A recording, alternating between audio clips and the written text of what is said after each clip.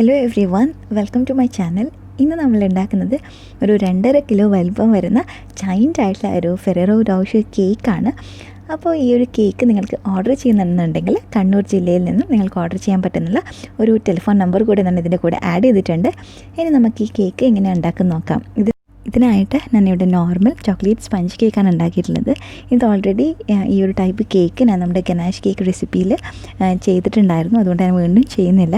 അപ്പോൾ ആ ഒരു കേക്ക് അങ്ങനെയുള്ള 2 കേക്ക്സ് ഉണ്ടാക്കിയിട്ടുണ്ട്. ഒന്ന് നമ്മൾ നോർമലായിട്ടുള്ള റൗണ്ട് കേക്ക് ഉണ്ടാക്കി, രണ്ടാമത്തേത് നമ്മൾ നോർമലി ബാർബി കേക്കൊക്കെ ഉണ്ടാക്കുന്ന സമയത്ത് യൂസ് ചെയ്യുന്ന ആ ഒരു മോൾഡിൽ വെച്ചിട്ടാണ് ചെയ്തെടുത്തേക്കുന്നത്. അല്ലെങ്കിൽ നമ്മൾ ബോൾ കേക്ക് ഉണ്ടാക്കുന്ന മോൾഡിൽ നമുക്ക് ചെയ്തെടുക്കാം. അതൊക്കെ ഇതുപോലെ നമുക്ക് അത് വേണ്ടിയിട്ടുള്ള ലെയേഴ്സായിട്ട് അല്ലെങ്കിൽ സ്ലൈസസ് ആയിട്ട് നമുക്ക് കട്ട് ചെയ്തെടുക്കാം. ഇതിന് ശേഷം നമുക്കിത് ലെയർ ചെയ്യാനായിട്ട് തുടങ്ങാം. അപ്പോൾ ഇതിനായിട്ട് ഞാൻ ചോക്ലേറ്റ് മെൽറ്റ് ചെയ്തതും കുറച്ച് കണ്ടൻസ്ഡ് മിൽക്കും പിന്നെ നമ്മുടെ സിമ്പിൾ സിറപ്പും കൂടെ മിക്സ് ചെയ്തതാണിത്. അപ്പോൾ ഇതൊക്കെ നമുക്ക് ഫസ്റ്റ് തന്നെ ഈ ഒരു കേക്കിൽ നന്നായിട്ട് സോക്ക് ചെയ്തെടുക്കാം. അതിനുശേഷം ഞാൻ യൂസ് ചെയ്യുന്നത് നമ്മുടെ വിപ്പ് ചെയ്തിട്ടുള്ള ചോക്ലേറ്റ് ഗനാഷാണ്. അപ്പോൾ ഇതിൻ്റെയൊക്കെ റെസിപ്പി നിങ്ങൾക്ക് വേണമെന്നുണ്ടെങ്കിൽ താഴെ കമൻറ്റ് ചെയ്യും. അപ്പോൾ ഞാൻ ഇതിൻ്റെയൊക്കെ റെസിപ്പി ഓരോന്നായിട്ട് ചെയ്ത് കാണിക്കാം. അപ്പോൾ ഞാൻ എല്ലാത്തിൻ്റെയും റെസിപ്പി ചെയ്ത് കഴിഞ്ഞാൽ ഒത്തിരി ലെങ്തിയുള്ള വീഡിയോ ആയിപ്പോവും, അതുകൊണ്ടാണ് ഞാൻ ചെയ്യാത്തത്. നെക്സ്റ്റായിട്ട് നമ്മളിതിൻ്റെ കൂടെ റോസ്റ്റ് ചെയ്തിട്ടുള്ള ഹേസൽ നട്ടാണ് യൂസ് ചെയ്യുന്നത്. അപ്പോഴാണല്ലേ നമ്മുടെ ഫെറോറോൻ്റെ ടേസ്റ്റ് വരിക. അപ്പോൾ ഹേസൽ നട്ടും ചോക്ലേറ്റും വെച്ചിട്ടാണ് ചെയ്തെടുക്കുന്നത്.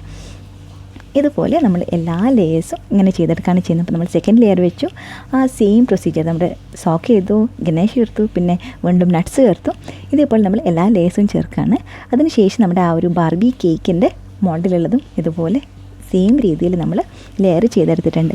അപ്പോൾ എല്ലാ ലെയേഴ്സും നമ്മുടെ റെഡി ആയിട്ടുണ്ട്. നന്നായിട്ടൊന്ന് ചെറുതായിട്ട് പ്രസ് ചെയ്ത് കൊടുക്കാം. ജെൻറ്റിലായിട്ട് ചെയ്യാം, പക്ഷേ അത്യാവശ്യം നല്ല ഒരു പ്രഷറിൽ പ്രസ് ചെയ്ത് കൊടുക്കാം, കേക്ക് പൊട്ടാത്ത രീതിയിൽ. ഇനി നമ്മളിത് ആ ഒരു ഫെറേറോ റോഷറിൻ്റെ ആ ഒരു ഷേപ്പ് ആക്കിയെടുക്കുകയാണ് ചെയ്യുന്നത്. ഇതിനായിട്ട് നമ്മൾ പെർഫെക്റ്റ് ബോൾ പോലെയല്ല ചെയ്തെടുക്കുന്നത്. ചെറുതായിട്ട് അതിൻ്റെ സൈഡ് ഒന്ന് ട്രിം ചെയ്ത് നമ്മളൊരു ബോളിൻ്റെ പകുതി പോലെ ഉള്ള രീതിയിലാണ് ചെയ്തെടുക്കുന്നത്.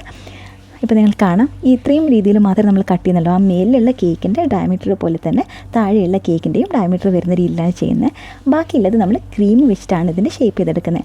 അപ്പോൾ നിങ്ങൾ കാണാം, നമ്മുടെ ആ ഒരു കേക്ക് ഒരു റൗണ്ടിൻ്റെ കുറച്ച് അല്ലെങ്കിൽ ഒരു സിലിണ്ടറിൻ്റെ പകുതി പോലെയാണ് ഇപ്പോൾ ഉള്ളത് അല്ലേ. പക്ഷെ നമ്മൾ കേക്കിന് ആ ഒരു ക്രീം തേച്ചതിന് ശേഷം ഇതിൻ്റെ ഷേപ്പ് നല്ല ആ ഒരു ഫെററോനെ പോലെ ആയിരിക്കും. പക്ഷെ നമ്മൾ പെർഫെക്റ്റ് റൗണ്ട് അല്ലെങ്കിൽ പെർഫെക്റ്റ് ബോൾ പോലെയല്ല ഉണ്ടാക്കിയെടുക്കുന്നത്. അപ്പോൾ ആ ഗ്രാവിറ്റി നമുക്ക് താഴെ ഭാഗത്ത് ചെറുതായി വരുമ്പോൾ നമ്മുടെ കേക്ക് സ്റ്റഡി ആയിട്ട് നിൽക്കാനുള്ള ബുദ്ധിമുട്ടുണ്ടാകും. അതുകൊണ്ട് തന്നെ നമ്മൾ ഈ ഒരു ഷേപ്പിലാണ് ഉണ്ടാക്കിയെടുക്കുന്നത്. പിന്നെ നമ്മൾ ആ ഒരു ബാക്കിലുള്ള നമ്മുടെ കപ്പ് കേക്കിനെ പോലെയുള്ള ആ കവർ വരുന്ന സമയത്ത് അത് നല്ല പെർഫെക്റ്റ് ആയിട്ട് വരും. ഇനി ഈ ഒരു കേക്ക് കവർ ചെയ്യാനും ഞാൻ വിപ്പ് ചെയ്തിട്ടുള്ള ഗനാഷ് തന്നെയാണ് യൂസ് ചെയ്തേക്കുന്നത്. 1:1 റേഷ്യോയിൽ നമ്മുടെ ചോക്ലേറ്റും അതുപോലെ വിപ്പിംഗ് ക്രീമും കൂടെ മെൽറ്റ് ചെയ്തെടുത്ത് അതിനുശേഷം ചൂട് മുഴുവനായിട്ട് മാറി ചെറുതായിട്ടൊന്ന് തണുപ്പിച്ചെടുത്തതിന് ശേഷം നന്നായിട്ട് വിപ്പ് ചെയ്തെടുത്താൽ മതിയാവും. അപ്പോൾ നമ്മൾ കേക്ക് മുഴുവനായിട്ട് ആദ്യം പൈപ്പിംഗ് ബാഗ് വെച്ച് കവർ ചെയ്തു. അതിനുശേഷം ഒരു സ്പാച്ചുല വെച്ച് നമുക്കിത് നന്നായിട്ട് സ്മൂത്ത് ചെയ്തെടുക്കാം.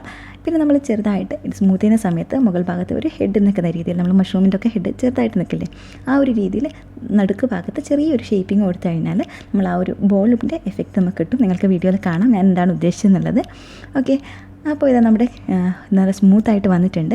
ഇത് കുറച്ചും കൂടി ഒന്ന് സ്മൂത്ത് ആവാനായിട്ട് ഞാനൊരു ചൂടുള്ള വെള്ളത്തിൽ ടിപ്പ് ചെയ്തിട്ടുള്ള സ്പാച്ചുല നന്നായിട്ട് ഒരു തുണി വെച്ച് നന്നായിട്ട് തുടച്ച് ഡ്രൈ ആയതിന് ശേഷം മാത്രം ഇതുപോലെ നമ്മുടെ ആ ഒരു കേക്കിൻ്റെ മുകളിൽ ഒന്ന് ഷേപ്പ് ചെയ്ത് കൊടുക്കാം.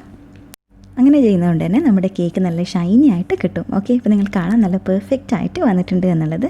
ഇതിൻ്റെ സൈഡിൽ ഇതുപോലെ ഷേപ്പ് ചെയ്ത് കൊടുക്കാൻ വേണ്ടി ശ്രദ്ധിക്കുക. അപ്പോഴാണ് ആ ഒരു ബോൾ നിൽക്കുന്നത് പോലെ നമ്മൾ ആ ഒരു കപ്പ് കേക്കിൻ്റെ മോൾഡിൻ്റെ അകത്ത് നിൽക്കുക. ഇനി ഇതിൻ്റെ മുകളിലായിട്ട് നമ്മൾ റോസ്റ്റ് ചെയ്തിട്ടുള്ള ഹേസൽ നട്ട് ഇതുപോലെ ഒട്ടിച്ചു കൊടുക്കുക.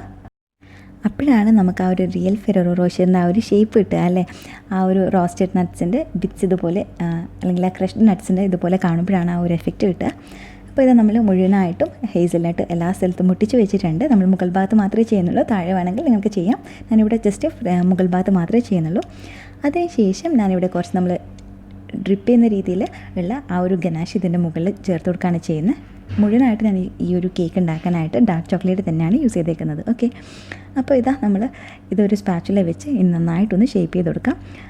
ഇതിൻ്റെ ആ മുകൾ ഭാഗത്ത് മാത്രം മതി, കാരണം നമുക്ക് ആ ഒരു ഭാഗത്ത് മാത്രമാണ് ആ ഒരു എഫക്റ്റ് വേണ്ടതുള്ളൂ അല്ലേ. അപ്പോൾ താഴെ ഭാഗത്ത് നിങ്ങൾക്ക് വേണമെങ്കിൽ ഇതുപോലെ ഡ്രിപ്പ് ചെയ്ത് കൊടുക്കാം, യാതൊരു കുഴപ്പമില്ല. ഞാൻ ജസ്റ്റ് ആ ഒരു മേൽഭാഗത്ത് ആ പുറത്ത് നമ്മൾ ആ ഒരു കപ്പിൻ്റെ പുറത്ത് കാണുന്ന ഭാഗത്ത് മാത്രമാണ് ഈ ഒരു 2 സ്റ്റേജും ചെയ്ത് കൊടുക്കുന്നുള്ളൂ.